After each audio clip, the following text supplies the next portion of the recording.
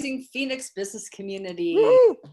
Where we get to settle into the kindling to burn up to become something new and awesome. You made that up, didn't you? Well, kind of. So did you want to interrupt me this morning? I'm Sandy Corrigan. This is my handsome husband, Tom Corrigan, co-host. Yes, I am. Handsome friend, Chuck Blakeman. Both those things. Oh yeah, and actually, yes, I will.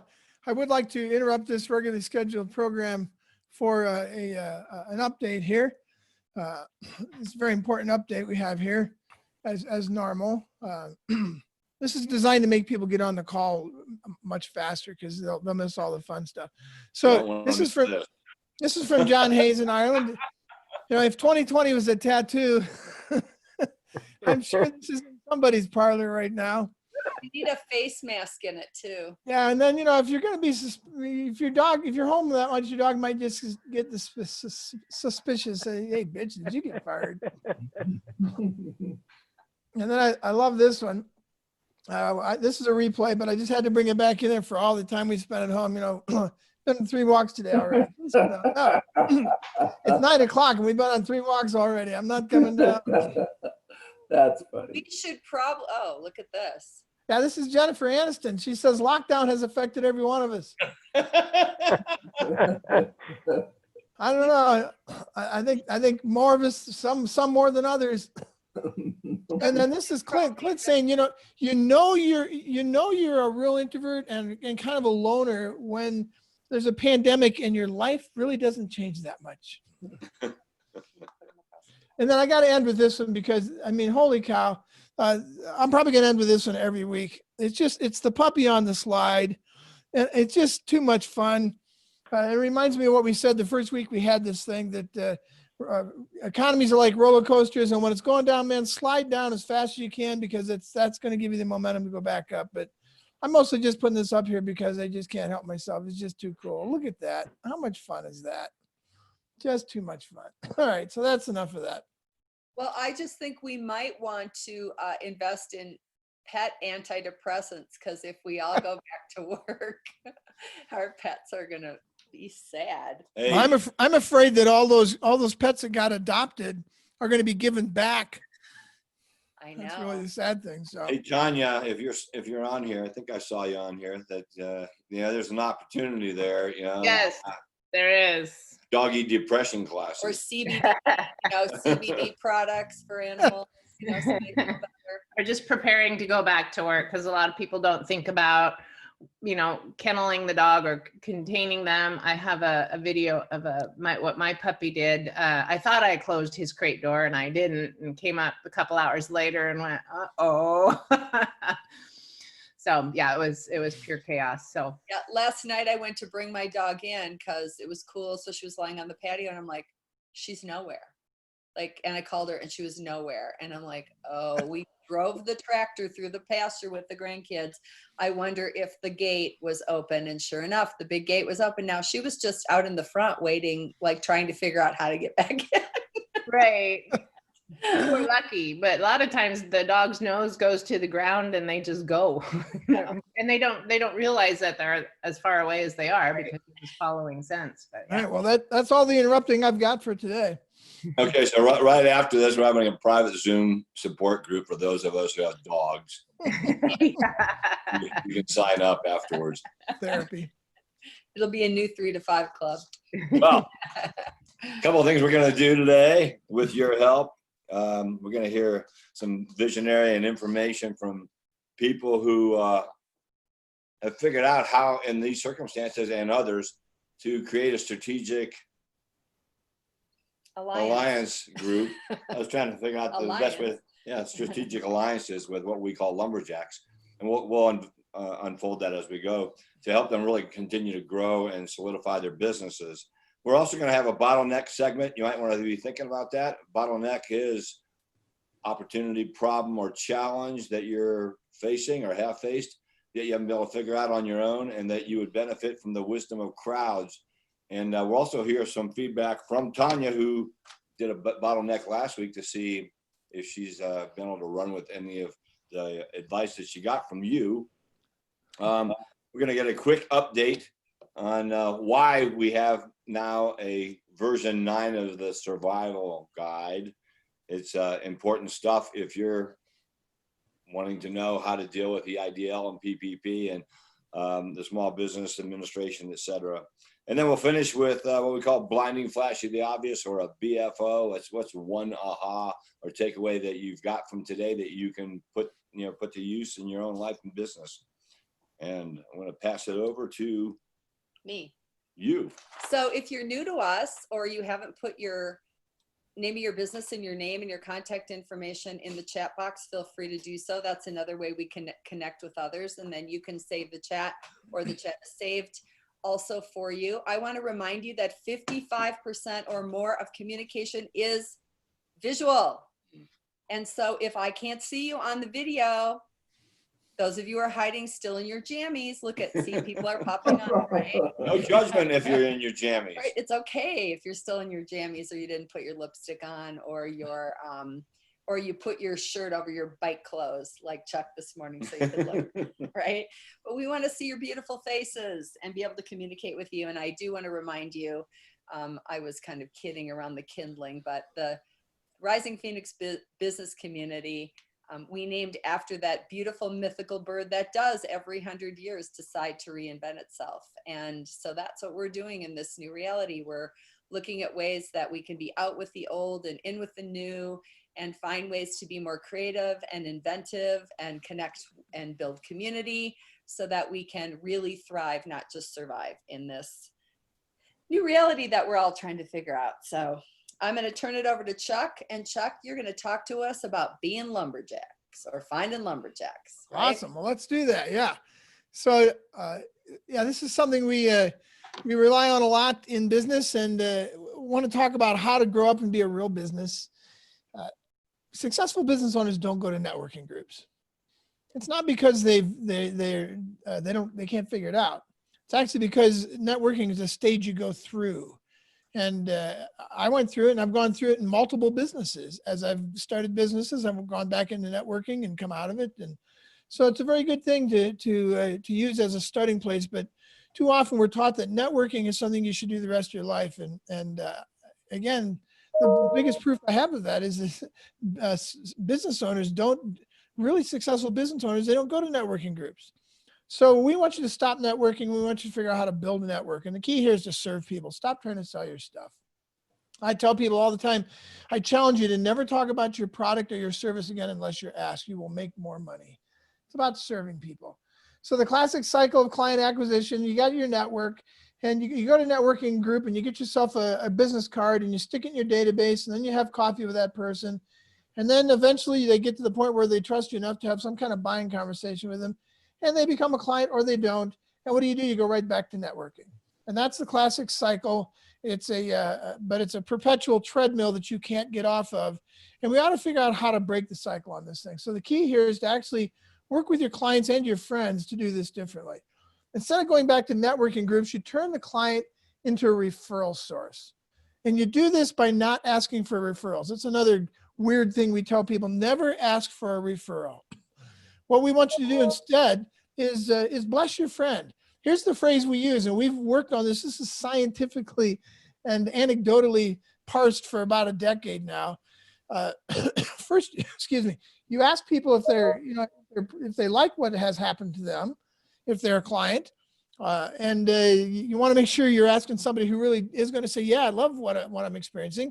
And then you ask them this question: do you know one other person who might benefit from the experience you're having or you have had? Do you know one other person who might benefit from the experience you've had? And the parsing behind that, here's what happens in our brains in slow motion. Do you know? Well, I have to know something. Do you know one other person? Well, I can't be that lonely. I have to know at least one other person. And here's the mistake we make when we're asked for referrals. We say, do you know anybody? Or do you know 3 people? And the reality of it is, if you ask for 3, you'll probably get none. If you ask for 1, you might get 3. So do you know one other person who might benefit? Oh, good. They're not going to try and sell them something. They might benefit. They might not. Do you know one other person who might benefit from the experience you're having or you've had? Wow, I've had a great experience. How selfish of me not to share that with my friends. So we ask you not to think about doing the classic referral thing. Hey, can you refer somebody to me? That's just self-focused. Do you know somebody who can benefit from me? No, you know someone who would benefit from the experience you're having. Ask people to bless their friends. Basically ask them to serve their friends. So instead of going back into networking events, train your clients into referral sources. And we call those people lumberjacks. What if you had someone who, and probably everybody has at least one person, if not multiple, who you wake up in the morning and there's an email saying, Bob, connect with Chuck, Chuck, connect with Bob. Bob, you're crazy if you don't connect with Chuck. And we call that person a lumberjack. They've been to the forest for you. Instead of you going to the networking groups, which is the forest, they've been there, they've cut, dried, and stacked all those contacts and databases and relationships in their database, built long relationships of trust, and now they're just sharing them with you. They're bringing that dried wood, those seasoned relationships to your cabin for you to work with. So lumberjack is a term we use for past friends and former and present friends and present clients who are our raving fans. What's a raving fan? It's people who may never buy from us, but they have all the clients we want, and we'll send them our way as they begin to trust us. We say this all the time. Trust is the number one asset. When I ask people, what's the number one asset in your business? They'll say things like people, products, cash. No, the number one asset in every business is trust. And the way we get trust is consistency. The number one practice in any business should be consistency. Say what you're going to do and do what you said. So people who never buy from us, but have all the clients we want, and we'll send them our way because they are trusting us.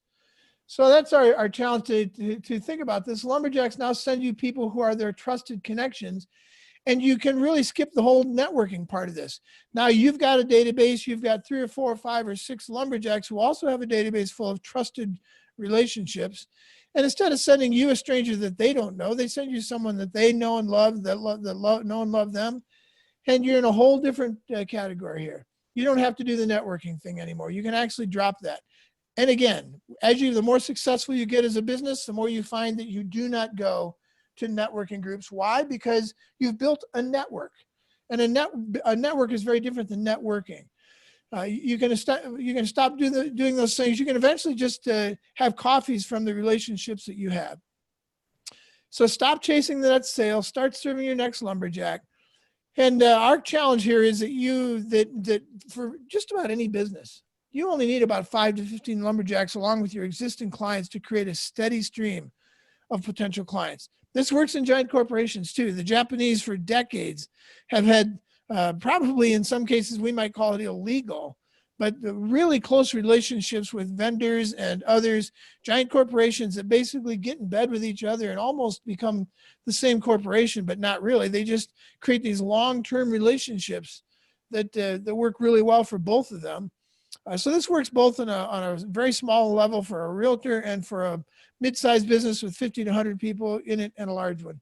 Who are those few people who are your raving fans who will bring you clients without you asking? And how do you continue to develop those relationships? Too much of our budget is in things called advertising and marketing, which is basically going after strangers. When I ask people what percentage of your business comes from existing and past clients and friends, it's like 90%. And then what percent of your budget is going to get strangers? It's like 90%.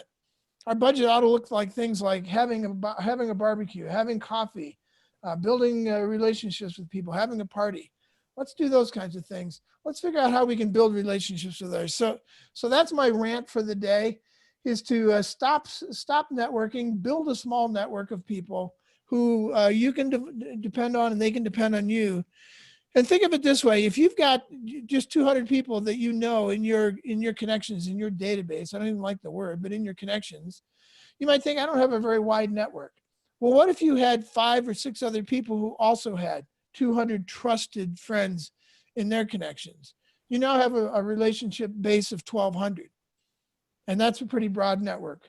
There's a lot of science around why people with 400 or more people in their network are highly successful. You don't have to actually have them in your database. You have to have 2 or 3 or 4 other people who have 2 or 3 or 400 other people in their database, and look out, off you go. All right, so that's our rant for the day. And Tom, you got some thoughts around this? Yes, I do. Sandy and I joined 3 to 5 clubs back in 2009, 2010, and greatly grew our business.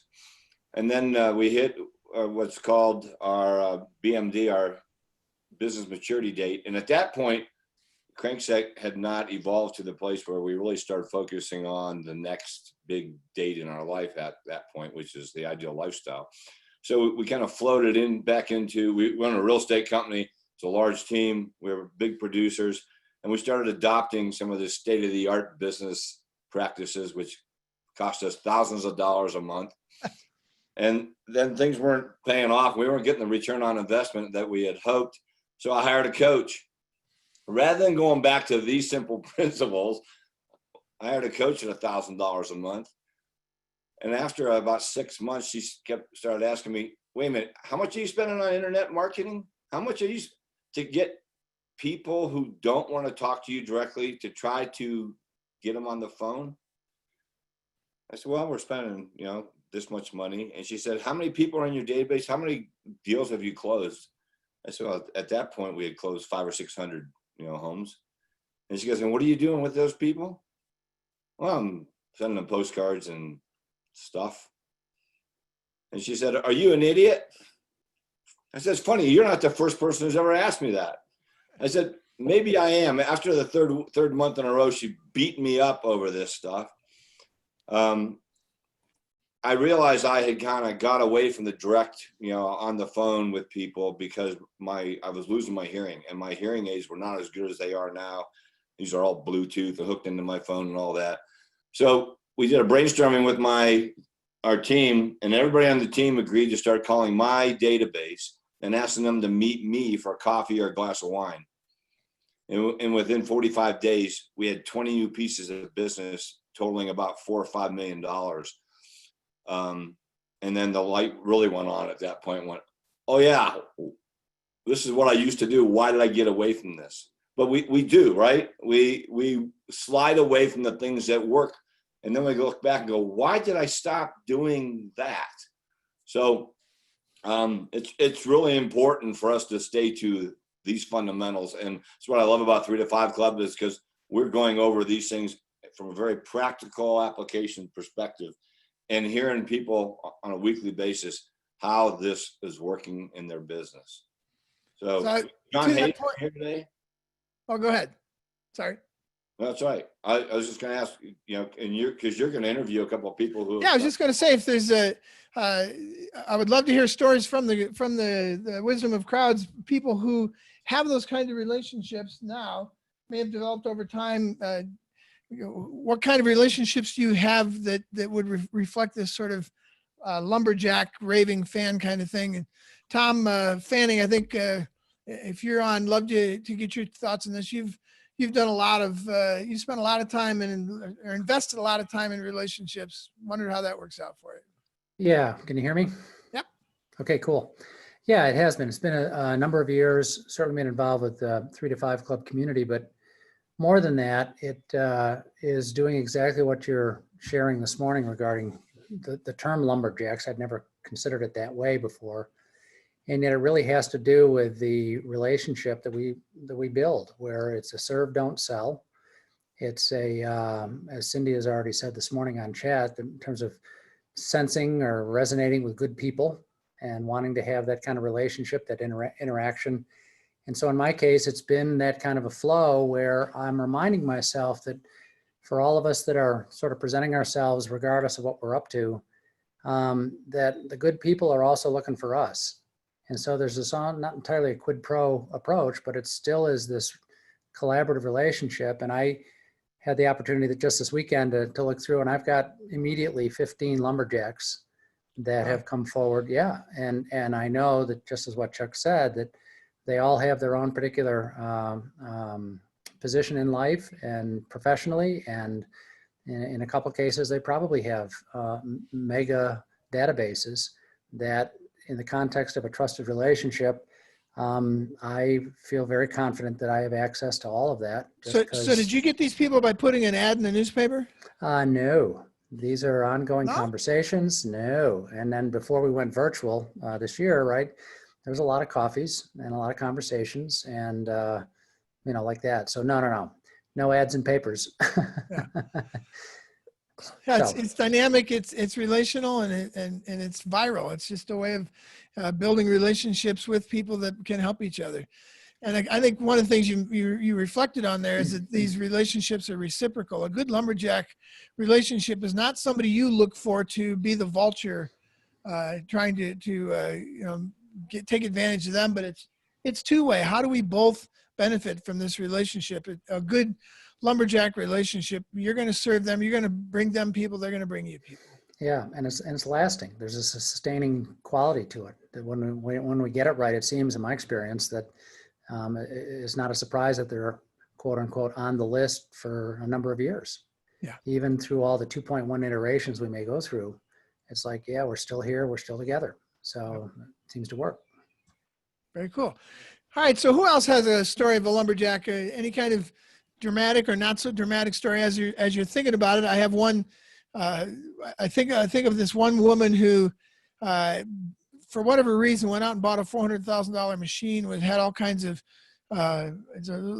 almost like a printing press kind of thing, and was really dying a very slow death over many months. And this one guy walked into her shop and developed a relationship with her over a few weeks, and was able to bring her enough business in the next 2 months to make her profitable. She was needing like $40,000 a month, and she was bringing in like 10.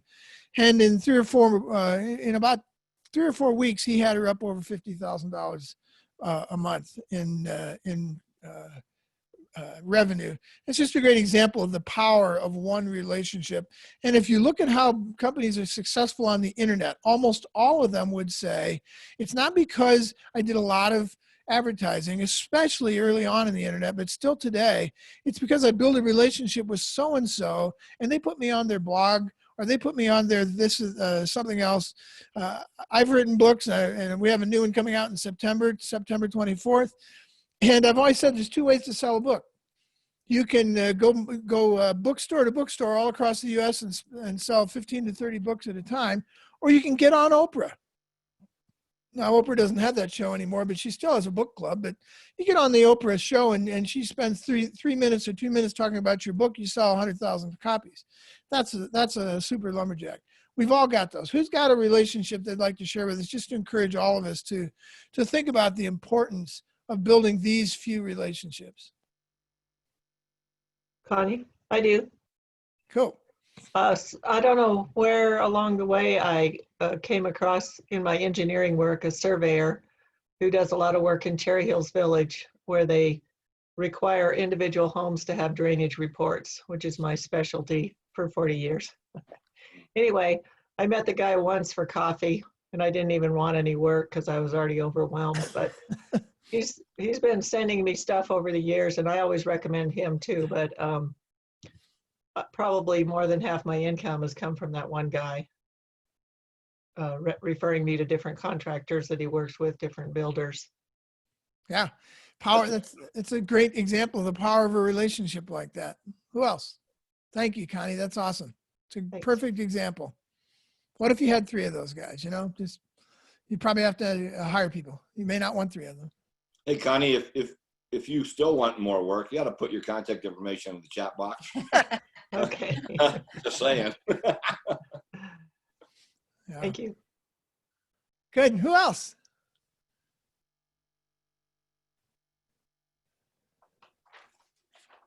Maybe while they're thinking about that, Chuck, Carrie put, does anyone have anything to say about how LinkedIn could produce lumberjacks, posting articles and helpful resources? And I know that Scott Connor, who works with the business advisory side of Crankset, especially with corporations and companies, really does a lot of work on liking and engaging, because the whole idea is engagement, right? So whether we're putting something on Facebook or LinkedIn or Instagram or Twitter, we want to engage with people. We want to like what they're doing.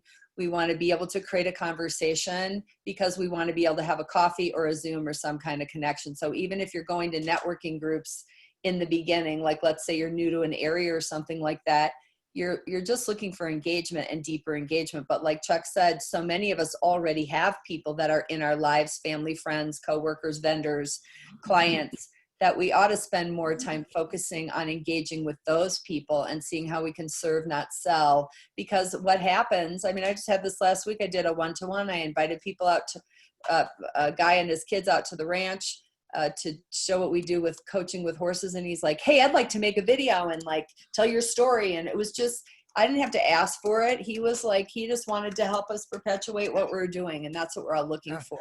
And I would say LinkedIn, Instagram, Pinterest, Twitter, Facebook, TikTok, it doesn't matter.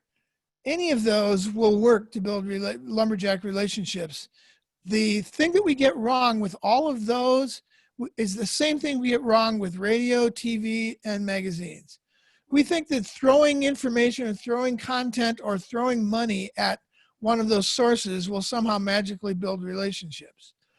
And it won't. The same thing is true for them as has been true forever. And in the early stages I think there was like 210,000 people on Twitter when my son told me, hey, you need to get on this thing. So I got on it. It wasn't because I was smart, it's because he was smart. And we tracked it.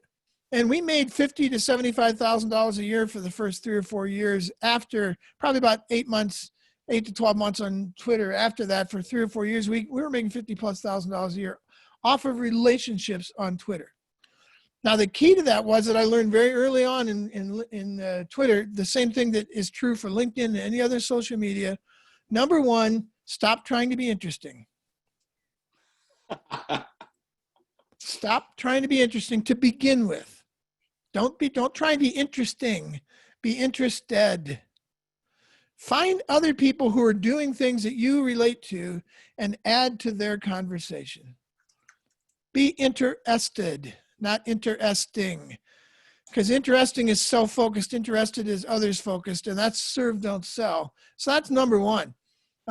You can do great on LinkedIn as long as you start out being interested and continue to be interested. And then content, number two, be interesting. Say something that's interesting, but even in that context, it has to be something that's interesting to them in a way that you want them to, or they would like to hear from you. How many people would actually want to open an email from you? A bulk email. Well, I know there's a realtor that for years, she stopped sending these out, but for years she would send out just these fun little tidbits about Denver, data stuff and interesting stuff. It was never about her brokerage or any of that stuff. And I would open them because I found them interesting. They served me. Interesting means doing things that serve others. Not here's how great I am. Here's how great my widget is. And then the third thing is you have to build those relationships. We had someone in our fast track. It's in fact, it's where we teach one of the lumberjack principle along with a number of other things. It's an 11-week course on how to build your market and your business development. And we had this woman in that context that had no relationships, had no ability to do any of this stuff, and learned in a very short amount of time how to be interested and work with other people. And we taught her how to be interesting as well in a serve, don't sell kind of fashion. It's one of the things that we do, serve, don't sell. So absolutely, LinkedIn can be a great opportunity, but you better be on there to serve, not to try and get clients. They will smell you out. We call it commission breath. They'll smell you. They'll smell you coming. How true.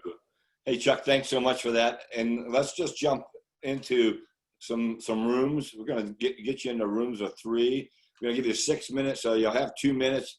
So you have to be succinct. Here's 2 things to talk about real quickly in there. One, what have you done to serve, don't sell? What are you doing? And then the second part of that is what's in the way of you creating a strategic network of people rather than just blast networking. And we'd like to get some feedback from you when we're done. Okay, so Megan, the magic Megan, is going to throw us all into groups of 3 and and so just take off with it. Don't spend time with small talk. You got 2 minutes to answer those questions again. And I just put those 2 questions in the chat box for him. Yes, right now. Ready, set, go. See you on the other side.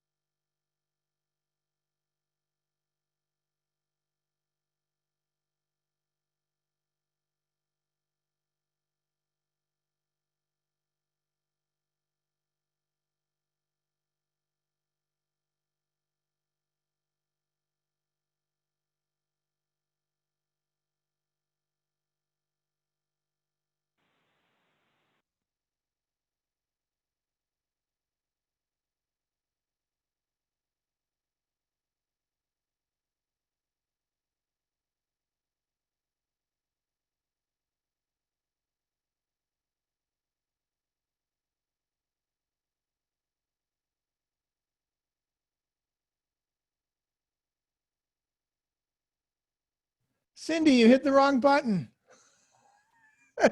You're muted. Thank you. I'm having a rough morning.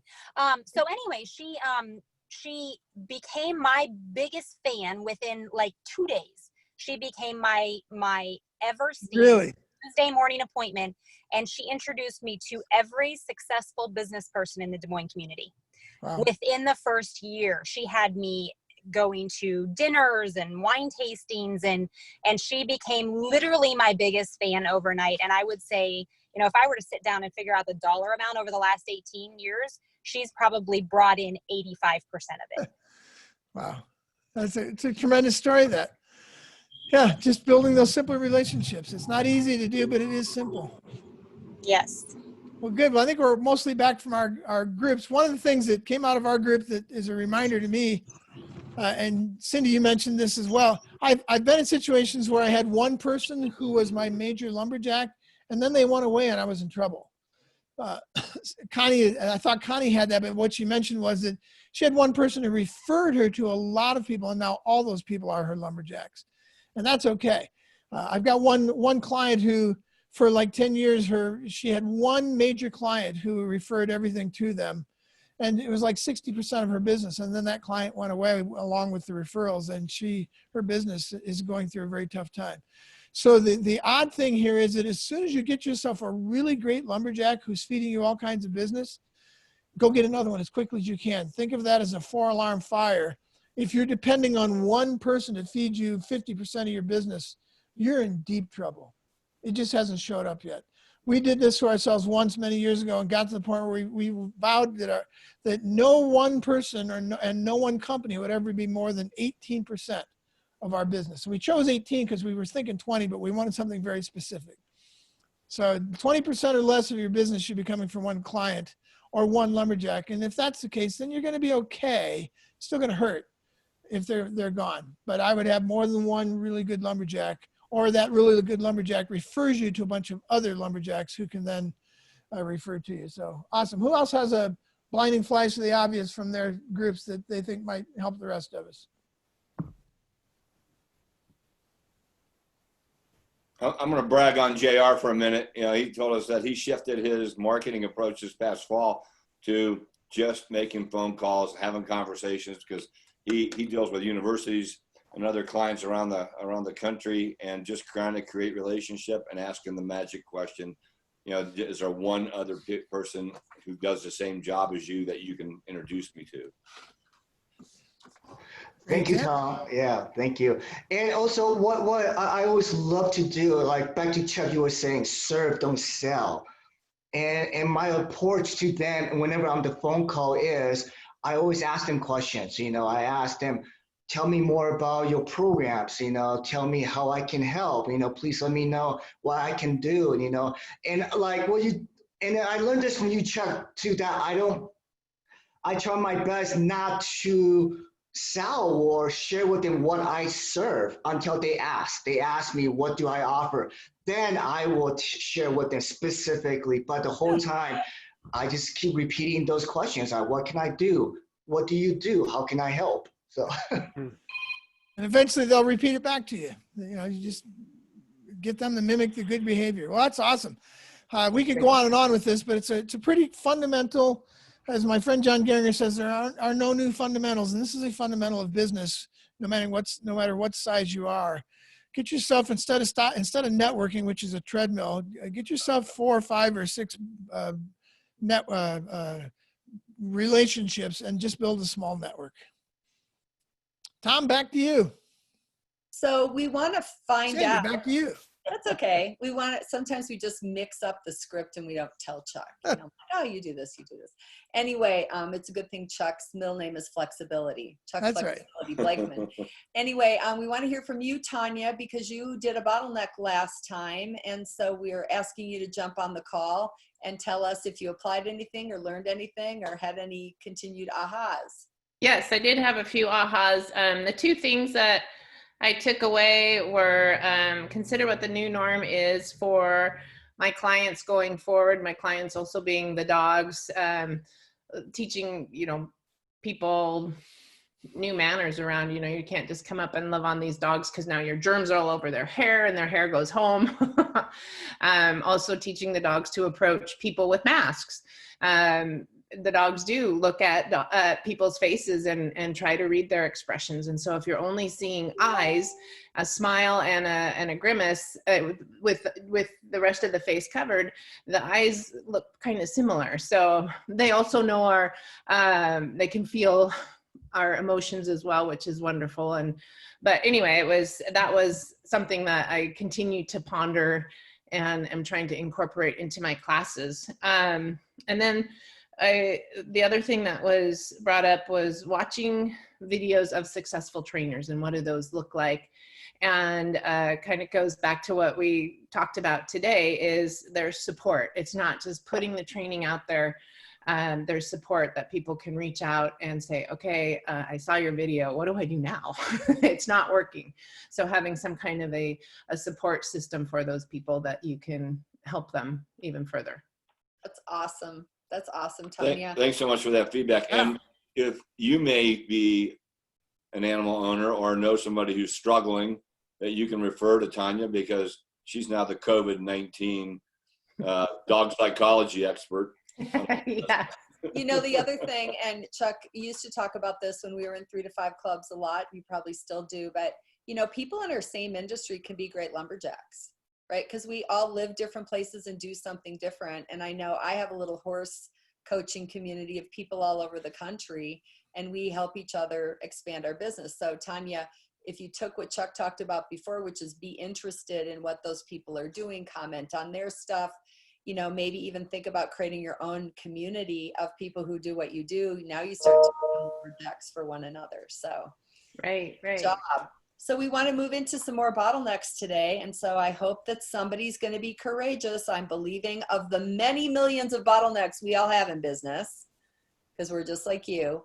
Who wants to go share a bottleneck today so that you can get help on an opportunity, a challenge, an issue, get some more outside eyes on that. So who's going to step up? Take advantage of this wisdom of crowds. I guess I could a little bit. I was telling Chuck in the small group that I've been doing engineering for 40 years and I also do landscape design, but I don't really want to keep doing that the rest of my life because it's definitely just a dollars for dollars thing. And I've written 3 books that were published by big publishers, and I want to do more of that. So he suggested hiring one other person to do what I do. So I wondered if there's any other thoughts about that as far as just transitioning over to a writing, speaking kind of life instead of an engineering in front of my computer life. Great bottleneck. Great bottleneck. So we're going to give you 2 minutes to ask clarifying questions of Connie, and Connie, you can respond, and then we'll spend 3 minutes raining ideas on you. And I'm going to time you. We just So encourage when you. I hold my phone up like this, Connie, we're done. Okay. Try to stay away from giving her suggestions in your questions. Be as succinct as possible. We have 2 minutes. Go. Go. I have my first question is, do you enjoy writing? Yeah, very much. Yeah, I love it. My question is, how have the books been received? Do you sell a lot of them to certain groups? What? Well, they were all sold by publishers. They've all sold at least 20,000 copies. And one sold 35,000. It was a baby name book. And to give you perspective, 99% of books never sell more than 100 copies. So those are big successes. Connie, have you already been speaking at different places? Yes, I just haven't done it recently because I've been too busy with engineering work and COVID. How soon would you want to make this transition, Connie? Oh, any old time, immediately. Want it to be about your landscaping and your engineering, or do you want it to be about baby names and other things? Oh, I'm sorry. It's about decluttering and organizing from a holistic perspective, not just your stuff, not just your possessions. Are you talking about emotions that cause the cluttering? Yes, I cover emotions and physical body clutter. So it's kind of like a 3-pronged approach. What is your experience to be able to do that? Well, I've been a professional organizer. That's one of my other sidelines for about 12 years. And I grew up moving every 6 months to a year when I was a kid, so I'm pretty good at decluttering. Good timing for all of that. Is Yeah. money an issue at all as far Well, as? just supporting myself is all. Have you identified anyone who could come alongside you in the other business to begin to learn your process maps and begin to take more on? No, I've never even considered it because I just never wanted to have an employee. But there's lots of people that do what I do as subcontractors. So it would be hard to find that person, I think. But I've never even tried because I've never thought of it before, except when my dad told me to do it. And I said, no, I'm not going to have.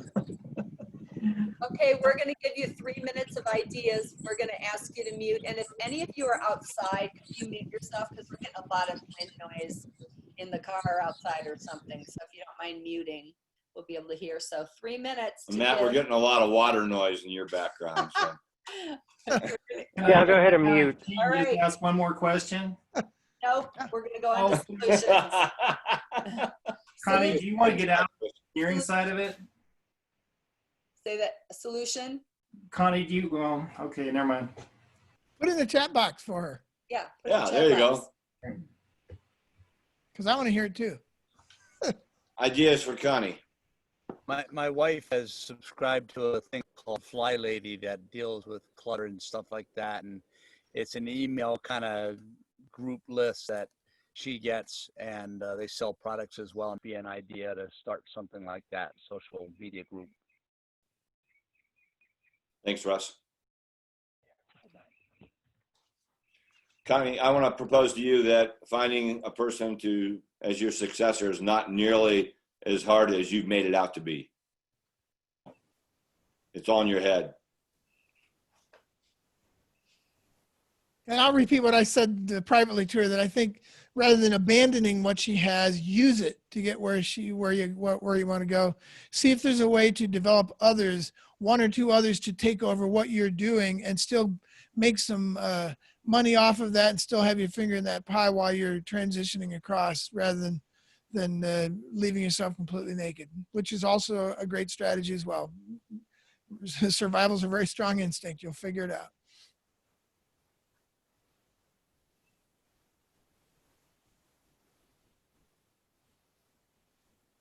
So Connie, I would suggest that if you're interested in leaving the engineering profession, that's not what you want to do in the long term, is that you explore putting together some kind of a business alliance or a formal business arrangement where you're more of a sales arm for an engineering firm or a young aspiring engineer that does what you do, and kind of, feed them the work, for a share of the profits.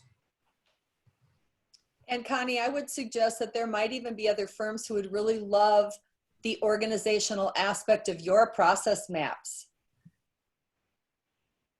So not only process mapping your own business, but maybe even looking at that as a revenue source for others.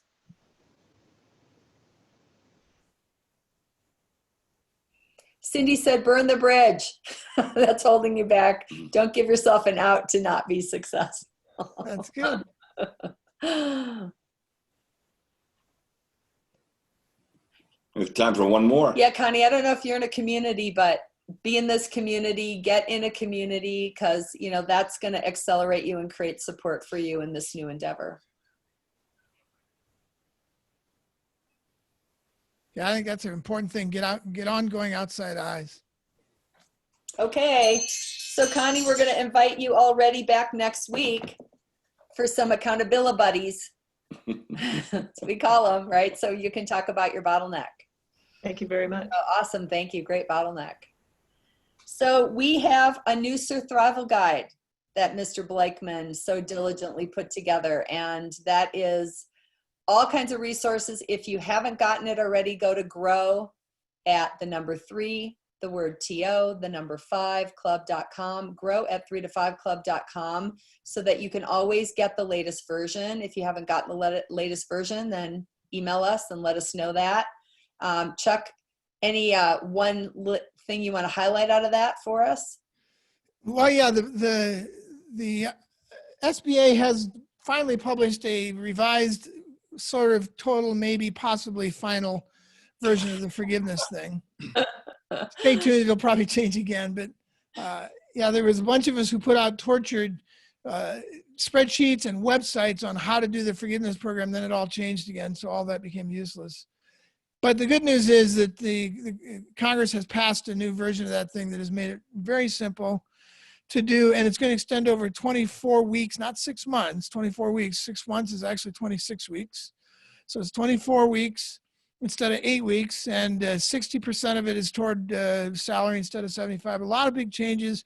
5 years to pay back anything left over instead of 2 years. Essentially, it's going to be pretty difficult for somebody to end up with any of this that won't be completely forgiven for the PPP loan. So I would encourage you not to worry about filling out your forgiveness application to your bank yet. They may be sending them to you, ignore them, because you have at least 5+ months now to fill one of those out. It's going to be toward the middle or end of December before you have to have it done. I wouldn't wait until then, but I would certainly wait until August or September to fill it out. There are no payments on this stuff for the first 6 months or more. It could be up to a year. And you can send in your forgiveness packet then. And by then, all of this will be fine-tuned and ironed out. And any additional SBA addendums they want to put together will have to be put together. But it should be a very simple process going forward, just to reflect that back. The one thing I would encourage you to do for everybody who got a PPP loan, create a category in your accounting software, have your accountant or your bookkeeper or somebody do that is specifically PPP forgiveness, and run everything through that you think is forgivable. Your payroll, your lease, your utilities, your rent, anything, so that you don't show a payroll during these months. You show that going straight through PPP forgiveness. 2 things that'll do for you. One, you can push a button and print it all out when you want to do your forgiveness app. And secondly, it will be another way to demonstrate that you used this money for those things. So that would be the one thing I'd encourage you to do right away. Otherwise, relax and continue to take the ride.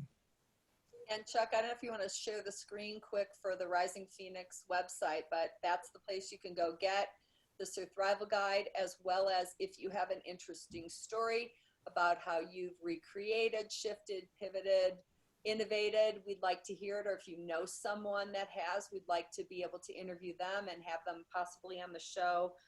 Also, if you have a bottleneck, so you can also, sign up ahead of time for those. And will you guys think about one person you can invite next week?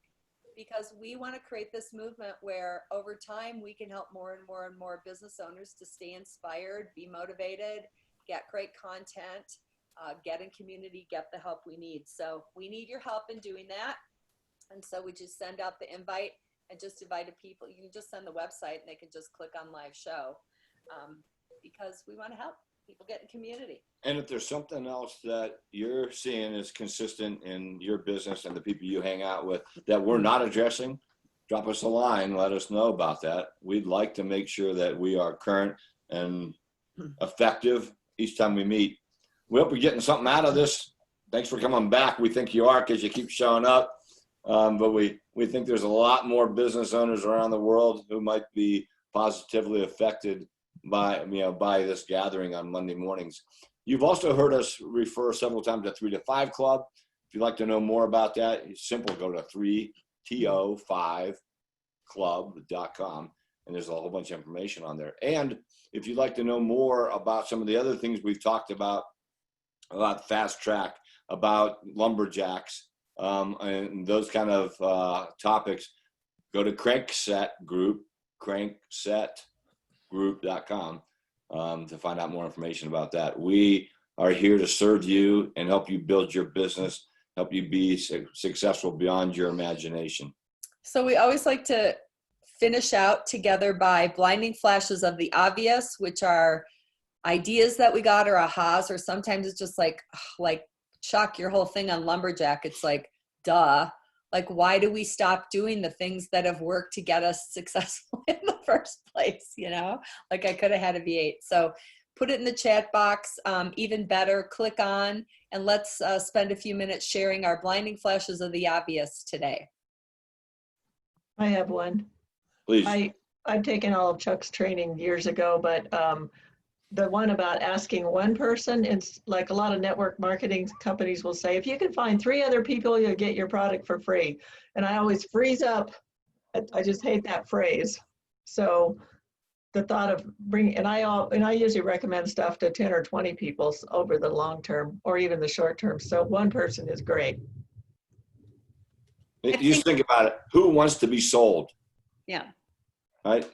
Carrie. I would say I love what Chuck said with the social media. Stop trying to be interesting, because I think everybody does, and be interested. That really, turned a light bulb on.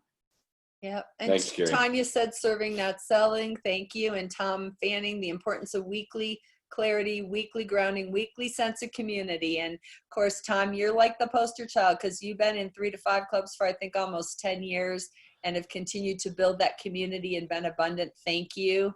That community makes a difference. What else? Who else? For me, it's taking care of my customers with enthusiasm and a lack of resentment, and no expectation of return, and sincerely trying to turn them all into raving fans. Thank you. I think between JR and Chuck, the reality of during the calls, just simply saying something to the effect of, what one thing can I do for you that would help you? Thanks, Ruth. And Chuck, I like your question. Do you know one other person who might benefit from the experience you are having or you have had? That's a really powerful, very different kind of question than saying, do you have a referral for me? That's who else would enjoy the experience you're having. Now make sure they're having a good experience when you ask that. That's always a plus. Or get to a good experience. One more.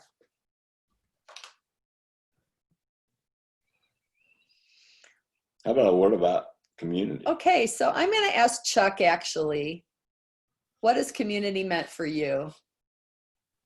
Put me on the spot, huh? Yep. Well, I'm the recovering classic John Wayne rugged individualist. So I built 4 or 5 businesses, at least 5, by printing a business card and saying, therefore, I know what I'm doing. I got this. I don't need any help. And it took me more than maybe a couple decades to figure out that might not be the smartest way to start a business or to continue a business. So that's really where that grew to be one of the 4 building blocks. One of the fundamentals that I talk about is outside eyes. Having people who have no dog in the hunt, who aren't emotionally attached to the decisions you're trying to make, who can see more clearly what you're going through. So valuable to have other people who can accelerate our progress by simply saying, what do others think? So the bottom line thing we talked about today, nothing could be more valuable than putting ourselves out there like that and saying, hey, I got an idea. What do you guys think? Or, hey, I'm short of clients. What can I do? And just creating that kind of thing. It's the healthy place at work is what I call interdependence. There's the independent person. That's the wild-eyed salesperson who doesn't need anybody. And then there's the dependent person. And that's the person who sits in a cubicle and won't do anything unless they're told. And an interdependent person is someone who could function on their own, but why in the world would they? We're so much better together. So we see ourselves as being able to function together much more healthily. And that's something I've learned over time. Took me quite a few decades to figure out that community is the best way to do this. And we need to be in community the rest of our lives, which is why Tom Fanning and I are still in 3 to 5 Club. And it's more fun. And it's more fun. Yep. So thank you, guys. We'll see you next week. A little heads up on July 6th. Sometimes that's a holiday for people who work a job. Might not be any of you, but we're going to try and have a special Rising Phoenix that day of something fun. We know it could be a long holiday weekend, but just wanted to give you a heads up that we will be on that week. That's in a couple of weeks, but we'll set off virtual fireworks on your computer. Yeah, so we will see you next week, hopefully, and really be thinking about who could benefit like you are enjoying the Rising Phoenix business community on Monday morning. who could be experiencing this and enjoying it with you. Have a wonderful week. Very cool.